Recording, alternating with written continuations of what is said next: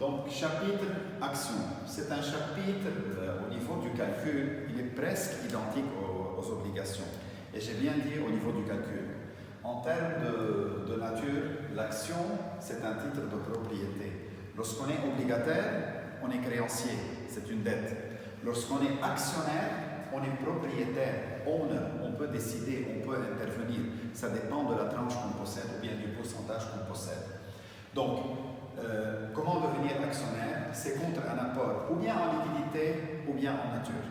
En contrepartie, en fin d'exercice, lorsque l'entreprise réalise des profits, la tranche destinée aux actionnaires au niveau du profit, c'est les dividendes. Le principe de calcul des actions, c'est identique au principe des obligations. On se place à la date de négociation, on ne peut pas acquérir tout ce qui a été fait déjà, on doit acquérir tout le reste de l'action. Donc on se place à la date de négociation et on va actualiser tout le reste. Au niveau des chapitres des obligations, on avait des éléments à venir, on n'avait qu'à faire un seul calcul. Donc on se plaçait à la date de négociation, et je précise, c'est au niveau des chapitres des obligations. Les éléments restants, on les actualise et on obtient la valeur de l'obligation. Au niveau des actions, il y a deux phases avant de déterminer la valeur d'une action. La première phase consiste à calculer les éléments à venir. On va vous expliquer comment on va le faire. Et la deuxième phase, à les actualiser. Donc, l'action offre des dividendes. Est-ce qu'on vous donne les dividendes à venir? Non. Est-ce qu'on sait, est-ce qu'on est au courant du dernier dividende qui a été payé? Oui. Et l'entreprise s'engage à augmenter ses dividendes à un taux de croissance de dividendes petit g. Donc la première phase qui consiste à calculer les dividendes, elle est simple. Les dividendes à venir se basent sur le dividende qui a déjà été payé et sur l'engagement de l'entreprise sur le taux de croissance des dividendes petit g. Je m'explique. Si l'entreprise a déjà payé 2 $ l'année passée, elle s'engage à augmenter ses dividendes de 2% chaque année. Qu'est-ce que ça veut dire? Ça veut dire 2 plus 2%, puis D1 plus 2%, ainsi de suite. Donc, tout simplement, la première tranche, ce chapitre, je répète, est divisé en deux phases. La première phase, c'est le calcul des dividendes, et la deuxième phase, c'est l'actualisation. Les dividendes, comment on les calcule? On se base sur des zéros. On a par hypothèse petit g, le taux de croissance des dividendes espérés pour l'entreprise. On peut tout simplement calculer les dividendes. Comment? Le dividende N, Dn, 1, 2, 3, il se base sur D0 par 1 plus g à la puissance n. Et petit g, c'est le taux de croissance des dividendes espérés pour l'entreprise. Ça, c'est le premier point. Je m'explique, je passe directement à un exemple. Concernant comment on calcule les dividendes. Donc, exemple 1, vous avez, maintenant je vais essayer de laisser de côté le problème de l'échéance. Je passe sur 3 exercices. Si on a des zéros, on doit calculer D1, D2, D3. C'est la première phase, je répète. Il faut calculer les dividendes pour les actualiser sur la deuxième phase. Donc, l'entreprise s'engage à augmenter ses dividendes de 3%. Donc, est-ce qu'on peut calculer D1, D2, D3? Oui.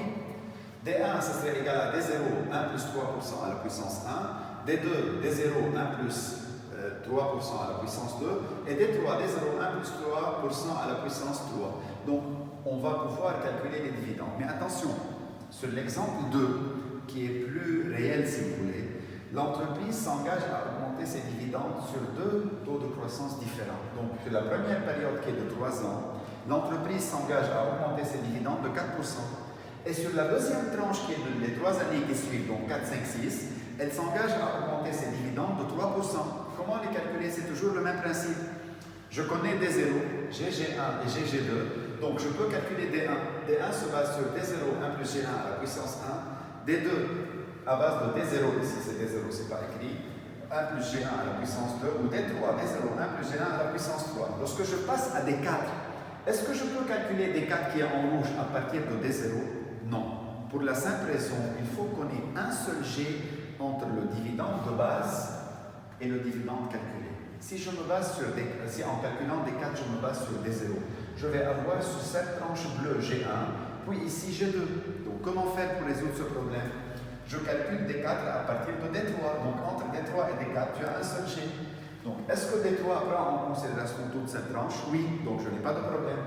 Donc faites attention, lorsqu'on change de palier au niveau de G, on se base plus sur D0, mais on se base sur le dernier dividende et on continue notre travail. Je m'explique.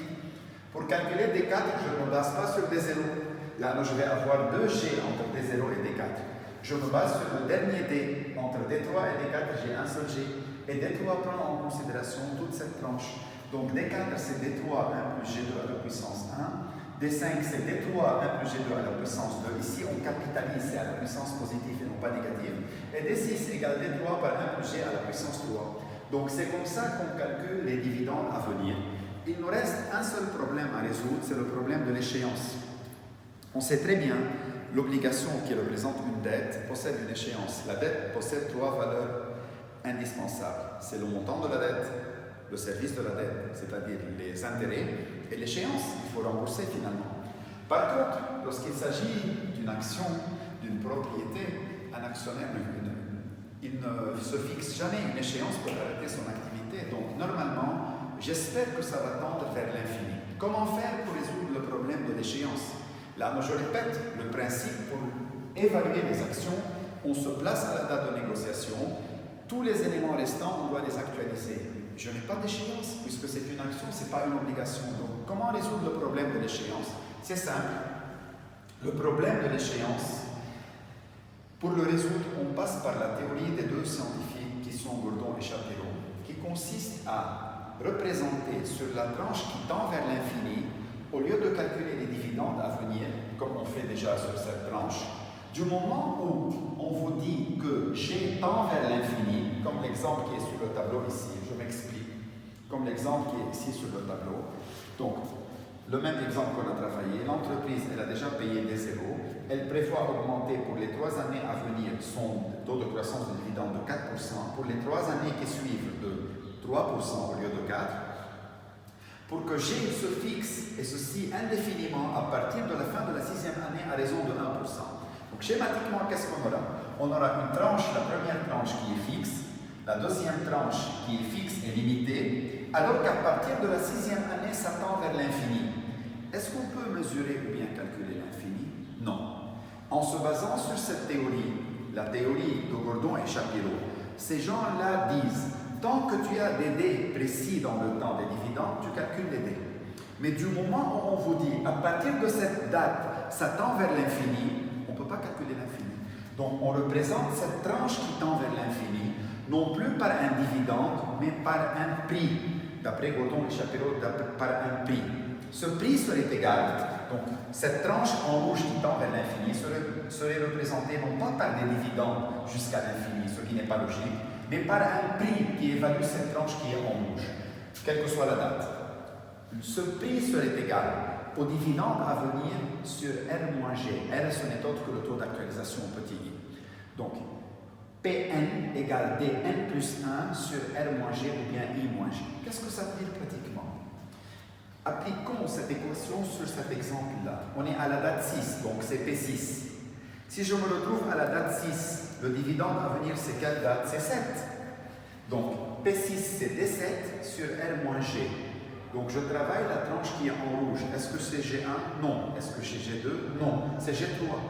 Donc, appliquons la théorie sur cet exemple-là. On se retrouve, et je répète, on n'applique que lorsque ça tend vers l'infini. À chaque fois que vous avez un G limité et précis, vous travaillez les dividendes. Du moment où on vous dit, ça tend à partir de cette date vers l'infini, puisqu'on ne peut pas calculer l'infini ou bien matérialiser l'infini, on va se baser sur la formule de Gordon-Shapiro. Ici, ça donne, à partir de la date 6 vers l'infini, donc c'est P6 égale D7 sur R-G3, puisque ça concerne la tranche qui est en rouge. Comment on calcule D7? C'est simple. D7, c'est D6 par 1 plus G3 à la puissance 1. Sur I moins G3, I ou bien R, c'est la même chose. C'est un calcul préliminaire. On n'a pas fini le calcul. Donc, je répète assez rapidement. Les actions, c'est une propriété. Propriété égale, il n'y a pas d'échéance. On espère jusqu'à l'infini travailler. Cependant, pour le calcul, on a besoin de limiter nos calculs. La première tranche, pour calculer les actions, il existe deux tranches. La première tranche consiste à calculer, à évaluer les éléments à venir, et deuxièmement, à les actualiser. Donc, on calcule les dividendes moyennant la formule globale des dividendes, dn égale d0 sur 1 plus g à la puissance n, mais il faut faire attention, lorsqu'on change de g, on se base pour le nouveau calcul de d sur le dernier d. On ne peut pas avoir 2g entre 2 d. Et lorsqu'il s'agit de l'échéance, quoi faire dans ce cas-là? On se base sur la théorie de Gordon et Shapiro.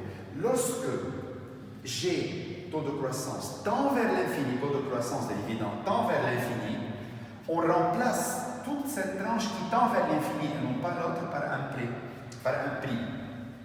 Donc, qu'est-ce que ça devient ici pour la... Du moment où on termine ce calcul-là, est-ce qu'on a fini notre calcul? Non. On a fini la première tranche, c'est le calcul des éléments à venir. Combien vaut cette action à la date 0? On doit actualiser le tout. La première période, qu'est-ce qu'elle me donne? D1. La deuxième, D2. La troisième, D3. La quatrième, D4. La cinquième, D5. La sixième, D6. Et la tranche en rouge, qu'est-ce qu'elle me donne? P6. Donc l'actualisation pour obtenir la valeur actuelle de l'action, pour évaluer actuellement le prix de l'action P0 serait égal à toute cette tranche actualisée. Pour actualiser, on ne travaille pas ni G1, ni G2, ni G3. On actualise toujours en ayant le cours au taux du marché qui est petit i. Et on se retrouve devant ce schéma-là. Maintenant, on a la réponse finale. Schématiquement, qu'est-ce que ça donne? La première année, qu'est-ce qu'elle me donne? D1, la deuxième D2, D3, D4, D5, D6. Monsieur, on se retrouve à la date 6 avec deux valeurs, et c'est vrai, D6 et P6. D6, ça représente le dividende de la sixième période, rien que ça. Alors que P6, ça représente tout ce qui vient après jusqu'à l'infini. Au moment où j'actualise, je me retrouve avec deux valeurs à la date 6, D6, 1 plus I à la puissance moins 6, et P6, 1 plus I à la puissance moins 6. On verra tout ça au niveau des exercices. Donc, deux phases pour clôturer ce chapitre, théoriquement. Deux phases sont indispensables pour qu'on puisse évaluer notre propriété, autrement dit les actions. La première phase, le principe c'est le même. On se place à la date de négociation, on doit évaluer les éléments à venir.